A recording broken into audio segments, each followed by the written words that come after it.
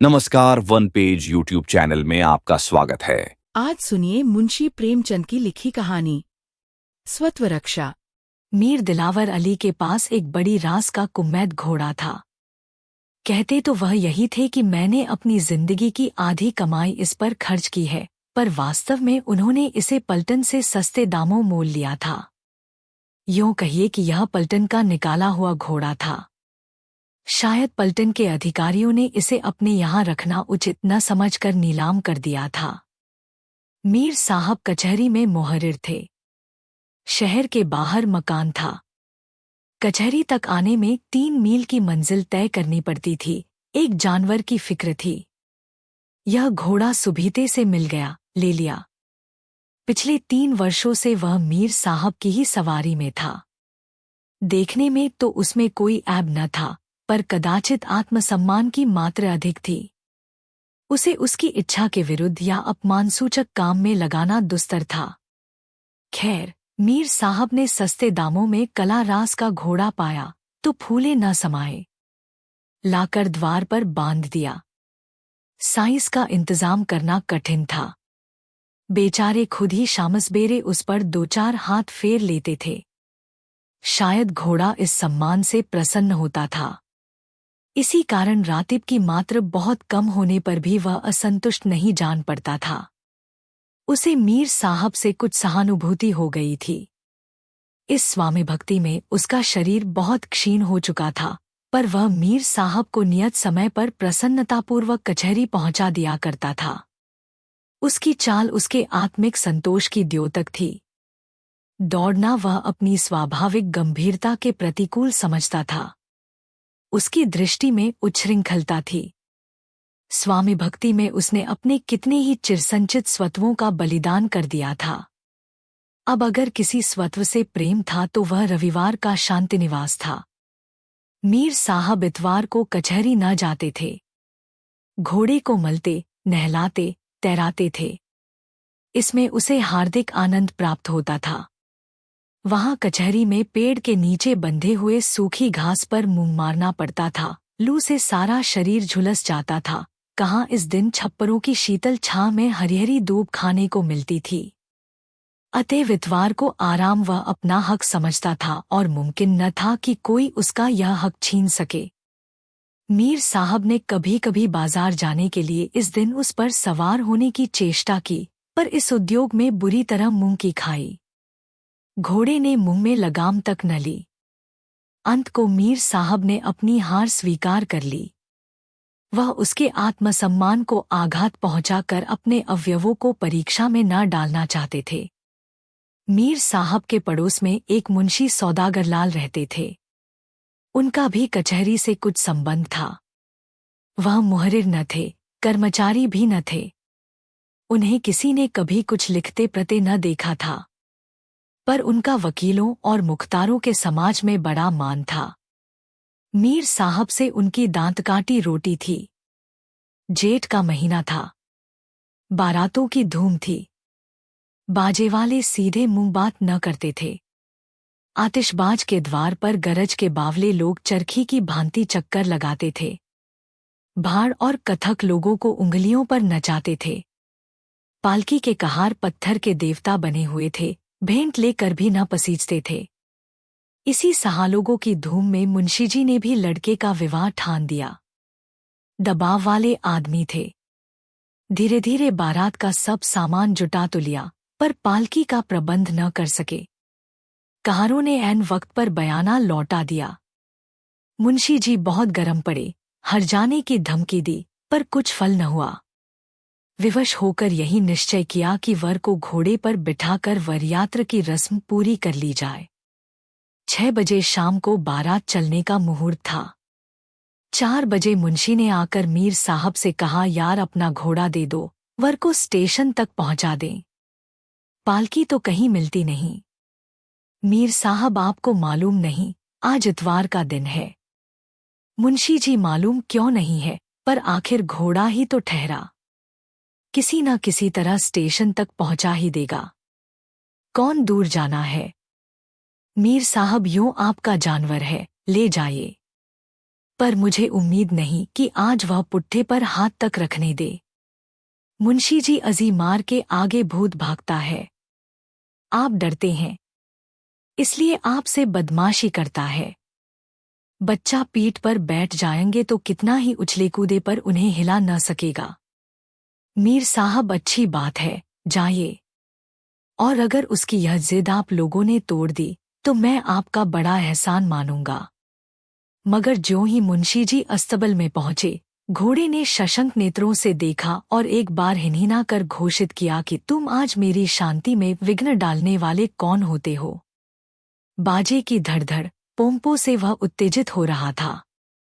मुंशी जी ने जब पघे को खोलना शुरू किया तो उसने कनौतियां खड़ी की और अभिमानसूचक भाव से हरिहरी घास खाने लगा। लेकिन मुंशी जी भी चतुर खिलाड़ी थे। तुरंत घर से थोड़ा सा दाना मंगवाया और घोड़े के सामने रख दिया। घोड़े ने इधर बहुत दिनों से दाने की सूरत न देखी थी। बड़ी रुचि से खाने लगा और तब कृतज्ञ नेत्रों से मुंशी जी की ओर ताका, मानो अनुमति दी कि मुझे आपके साथ चलने में कोई आपत्ति नहीं है। मुंशी जी के द्वार पर बाजे बज रहे थे। वर वस्त्राभूषण पहने हुए घोड़े की प्रतीक्षा कर रहा था। मोहल्ले की स्त्रियां उसे विदा करने के लिए आरती लिए खड़ी थी।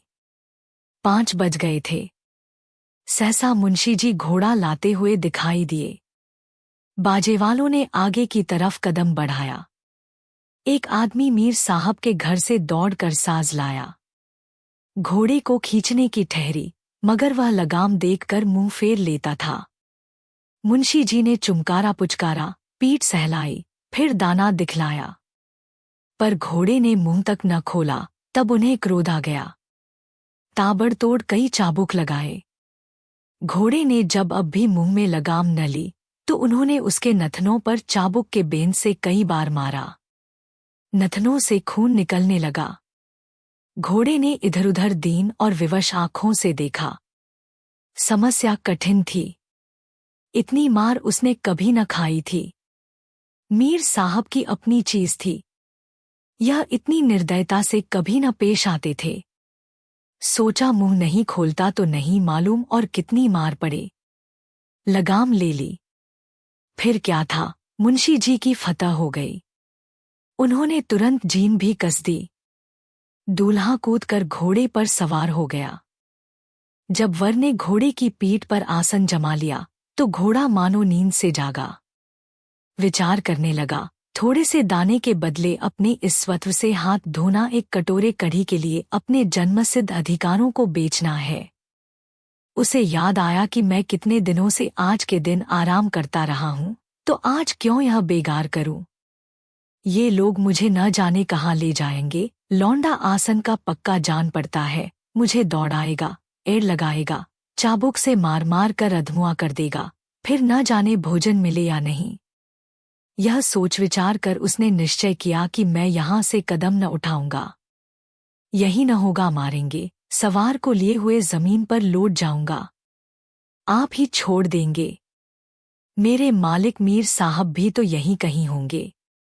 उन्हें मुझ पर इतनी मार पड़ती कभी पसंद न आएगी कि कल उन्हें कचहरी भी न ले जा सकूं। वर ज्यों ही घोड़े पर सवार हुआ, स्त्रियों ने मंगलगान किया, फूलों की वर्षा हुई।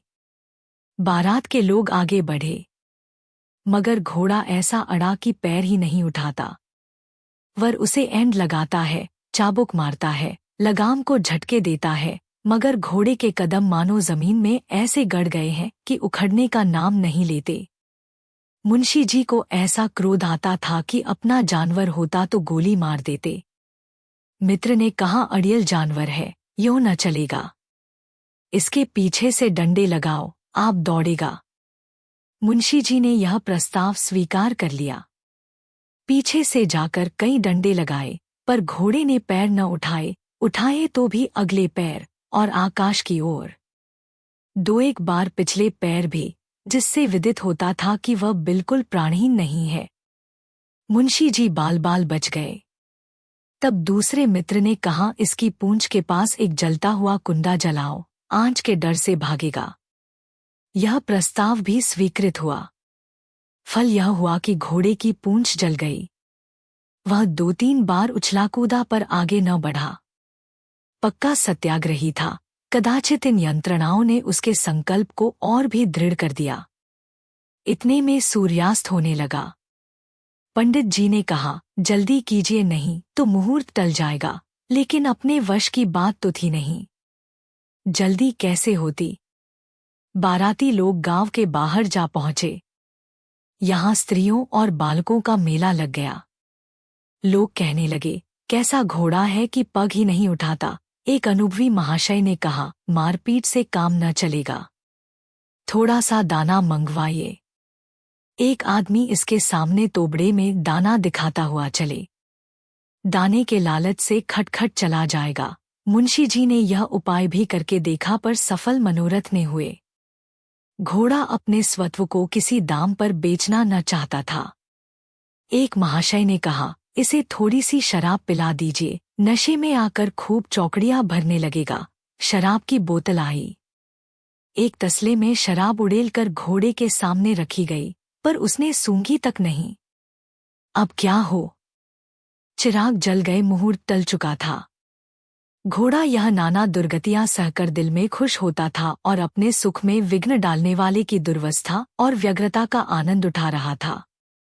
उसे इस समय इन लोगों की प्रयत्नशीलता पर एक दार्शनिक आनंद प्राप्त हो रहा था। देखें आप लोग अब क्या करते हैं। वह जानता था कि अब मार खाने की संभावना नहीं है। लोग जान गए कि मारना व्यर्थ है। वह केवल अपनी सुयुक्तियों की विवेचना कर रहा था।